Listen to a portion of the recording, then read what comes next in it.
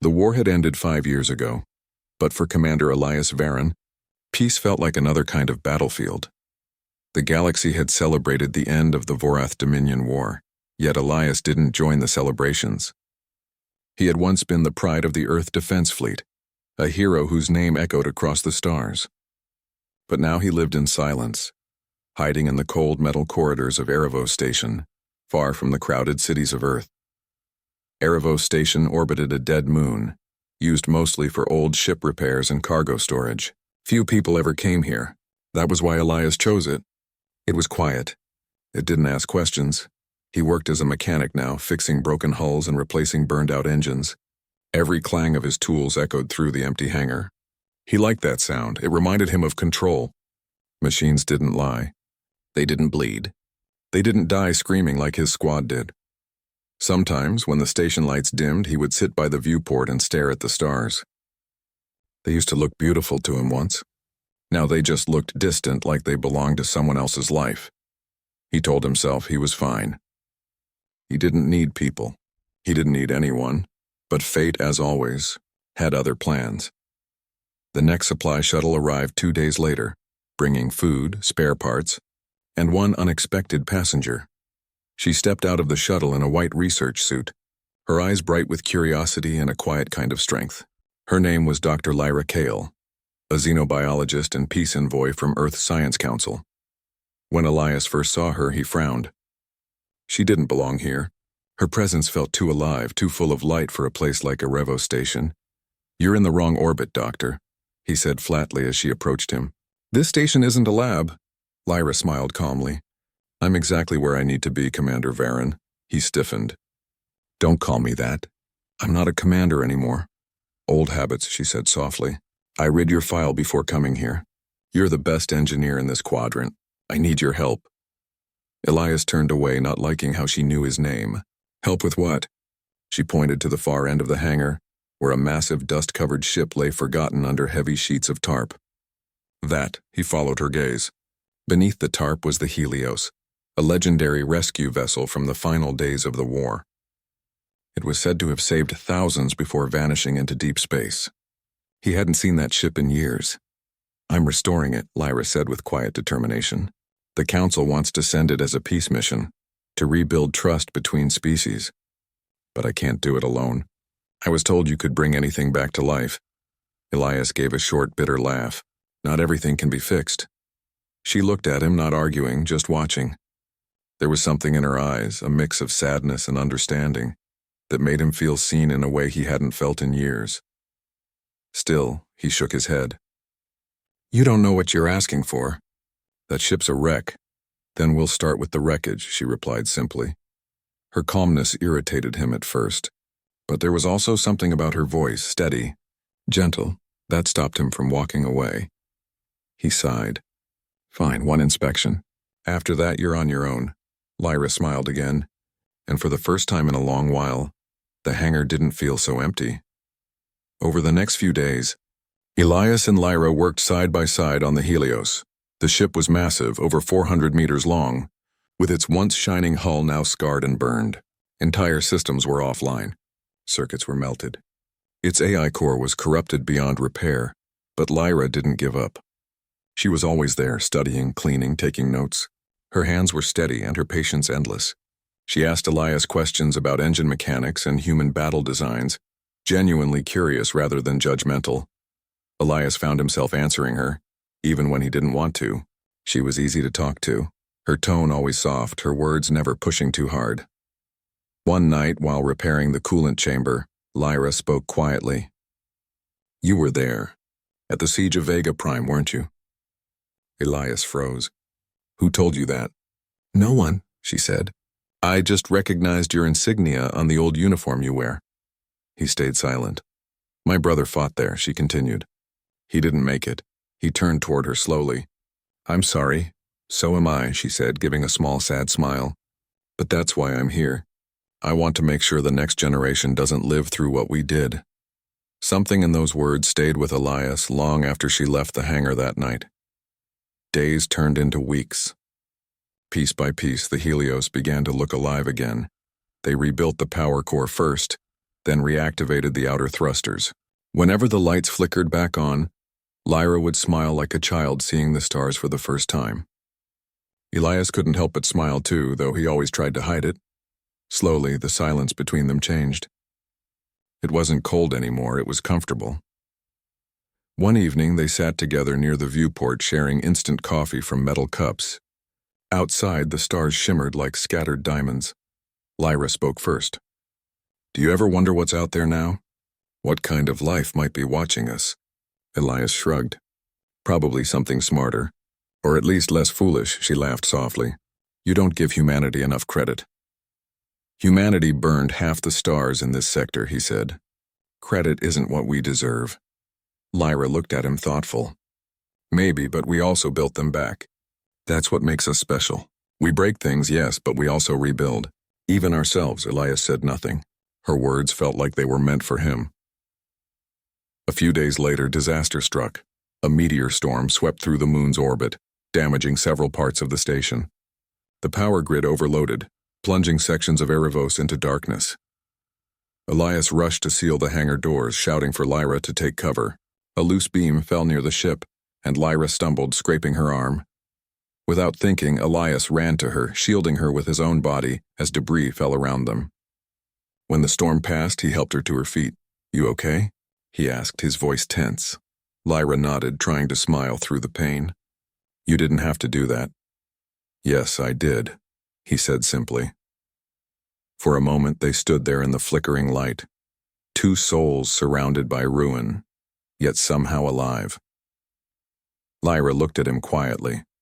"You still care, Elias, no matter what you tell yourself." He wanted to deny it, to retreat back into silence, but he couldn't. Instead, he just said, "Let's finish the ship." When the lights finally came back on across the station, the Helios stood in the center of the hangar, glowing faintly. The restoration wasn't complete, but it was enough for the AI systems to hum awake for the first time in decades. Lyra smiled as the ship's voice crackled to life. "Welcome back, Helios," she whispered. Elias watched her from a distance, something stirring in his chest that he didn't quite understand. For the first time since the war, he didn't feel like a ghost. Working beside her made him remember what it felt like to build, to protect, to believe. Maybe, just maybe, peace didn't have to be another kind of battle. Maybe it could be healing. As he stood there watching Lyra gently touch the ship's control panel, Elias realized something he hadn't felt in years. Hope. The Helios was no longer a wreck. After weeks of work, her engines hummed softly again, her corridors lit with a gentle white glow. To Elias Varen, it was strange to hear the ship alive. It sounded almost like breathing. He hadn't realized how much he had missed that sound. Dr. Lyra Kale stood beside him on the bridge, her eyes full of quiet pride. "She's beautiful," she whispered. Elias nodded slowly. "She's functional." "That's what matters," Lyra smiled faintly. "You still can't accept a compliment, can you?" He gave her a small smirk but said nothing. Words were never his strength. He preferred actions, and right now his actions had rebuilt one of the most famous ships in human history. Still, something in his heart told him this was only the beginning. They spent their days running diagnostics, fixing minor systems and restoring the navigation array. Lyra often talked while they worked, about her research, about the world after the war, and sometimes about her late brother. Elias listened more than he spoke. He wasn't used to opening up, but her calm voice had a way of breaking down the walls he built around himself. One evening, as they reviewed the power grid, Lyra turned to him. "You know," she said softly, "the Council still needs a pilot for the Helios. Someone who understands combat and survival. Someone like you." Elias frowned. "I'm not a soldier anymore." "No," she said gently. "You're something better now."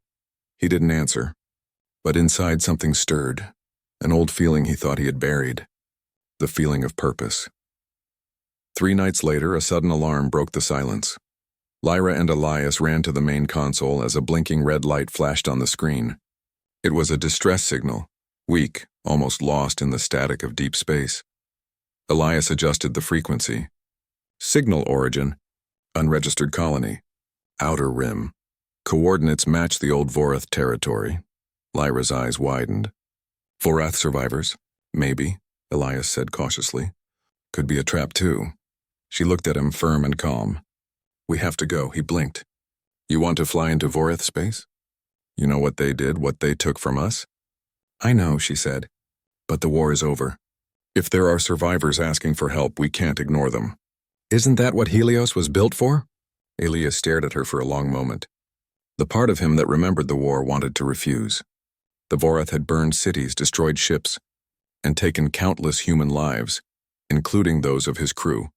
But the part of him that had spent weeks beside Lyra, listening to her talk about peace, healing, and second chances, that part wanted to believe her. Finally, he said quietly, if we go, we might not come back. Lyra gave a small smile. Then let's make it worth the risk. They launched the Helios 2 hours later. The ship left Erebos station with a deep hum, gliding into the endless black of space. The stars stretched out before them, cold and silent like an ocean of forgotten dreams.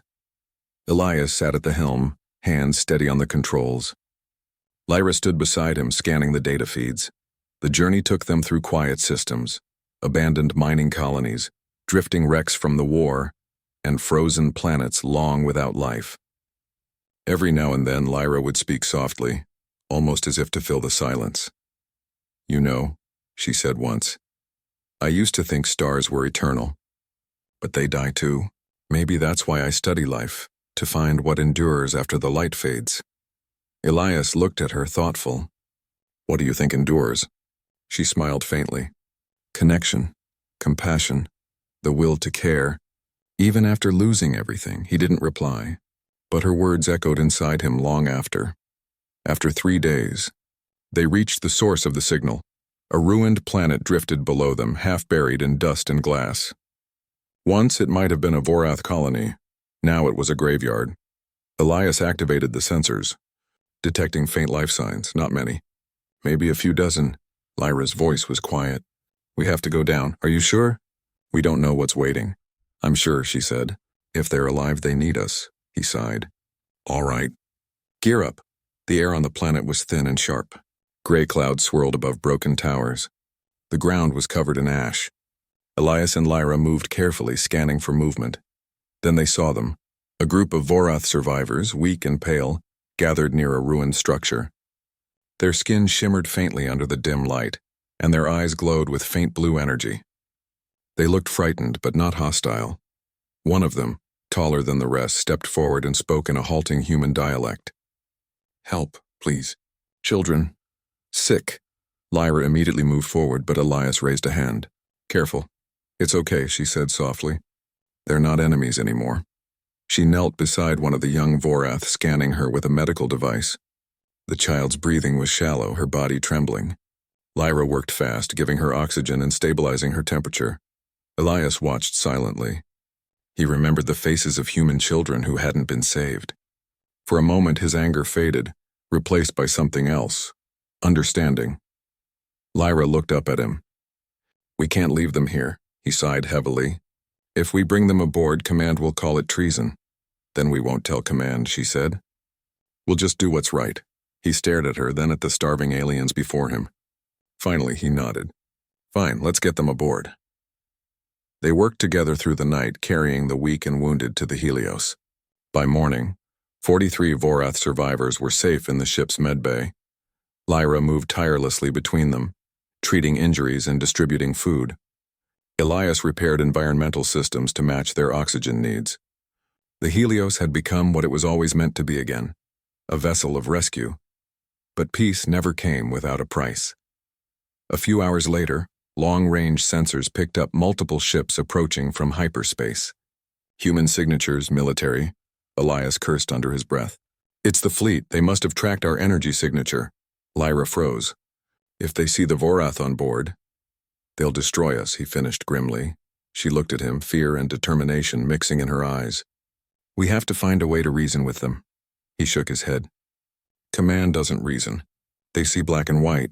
Enemy or ally? Lyra's voice was firm. Then we'll make them see the truth. Elias stared at her for a long moment. There was fire in her eyes, the same fire that once drove him into battle, but now for something far greater. Lyra, he said quietly, if this goes wrong, they'll brand us traitors. Maybe, she said, but at least we'll know we did something human. When the fleet arrived, the stars filled with ships, massive human cruisers, their weapons glowing. A transmission came through, cold and sharp. Unidentified vessel Helios, you are ordered to power down engines and prepare for inspection. You are harboring enemy combatants. Surrender immediately. Lyra looked at Elias. We can't surrender them. He nodded grimly. Then we stand together. He opened the channel. This is Elias Varen, formerly of the Earth Defense Fleet. These beings are not combatants.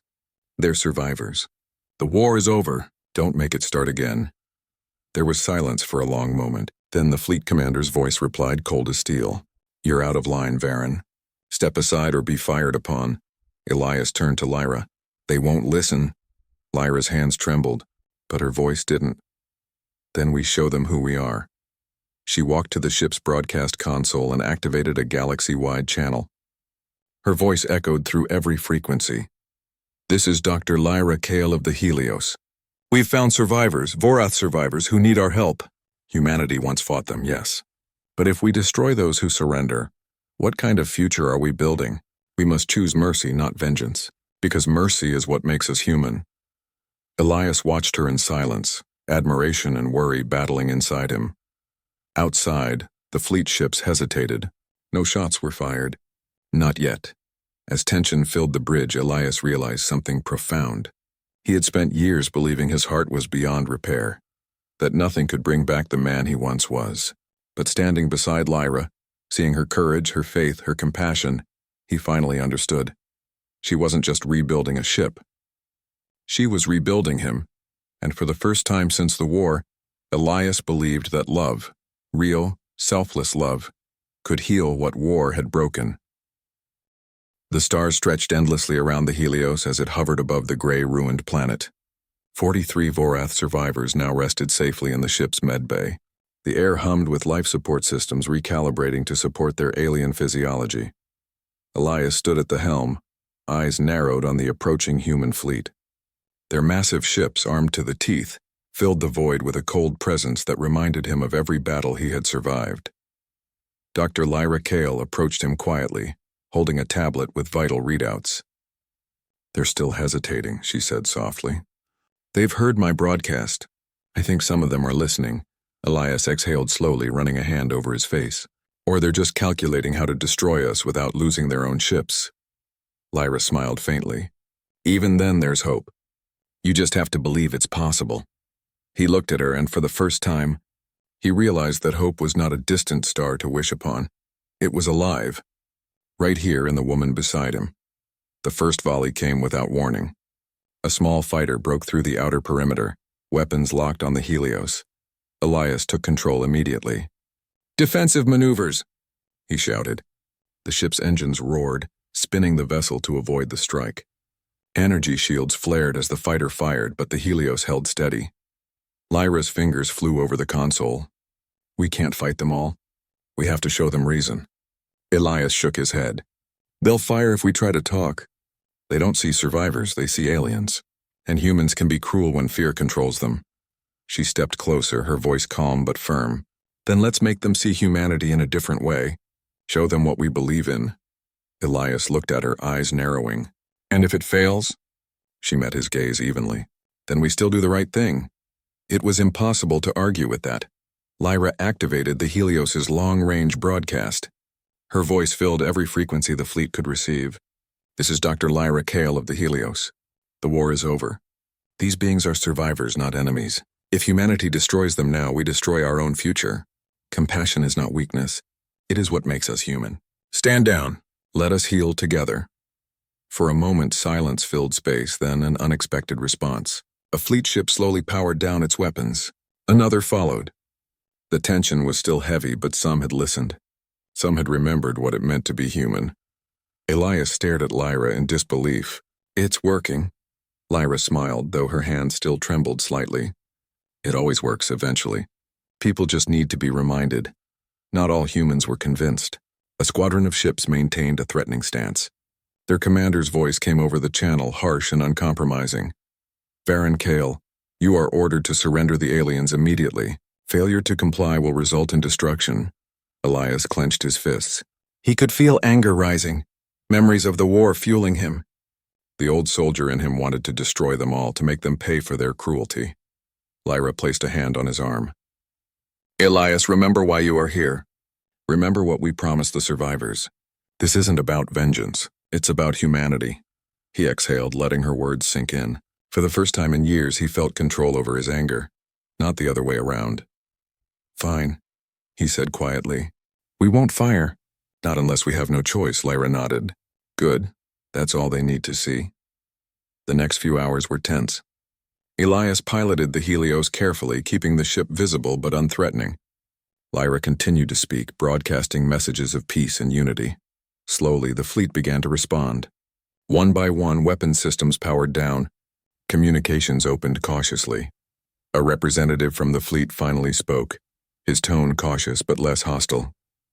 Dr. Kell, Commander Varen, your actions have been noted. We will allow the survivors aboard Helios to leave the system under escort. Any further aggression will be met with immediate action. Lyra smiled, relief washing over her. Thank you. Thank you for seeing reason. Elias exhaled, letting his shoulders relax for the first time in years. The tension that had gripped him since the war began finally loosened.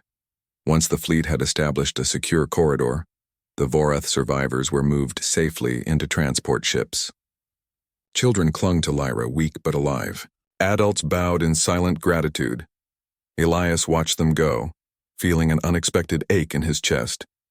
He had spent so long believing nothing could heal him, that the war had taken everything that mattered.